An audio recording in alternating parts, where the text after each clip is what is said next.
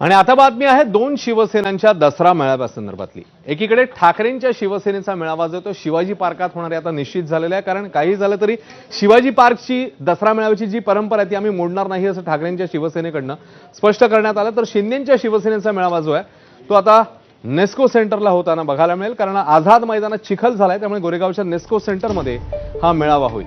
पारंपरिक पद्धतीने ठाकरेंच्या शिवसेनेचा मेळावा होईल, तर शिंदेंच्या शिवसेनेचा मेळावा मात्र पूरस्थितीमुळे साध्या पद्धतीने होणार आहे, सत्ताधाऱ्यांनी तसं ठरवलेलं आहे।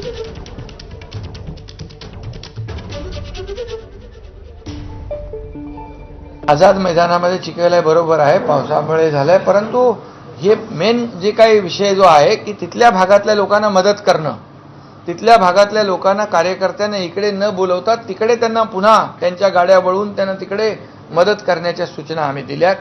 आणि दसरा मेळावा जो आहे जी परंपरा आहे ती आम्ही नेस्कोमध्ये त्या ठिकाणी दसरा मेळावा करू। आणि हा दसरा मेळावा जो आहे शेतकऱ्यांसाठी आम्ही खऱ्या अर्थाने पूर्णपणे ही कार्यकर्त्यांची फौज आणि मदतीचा पूर्णपणे जे काही मदत जी आहे ती त्यांना देण्याचा निर्णय आम्ही घेतलेला।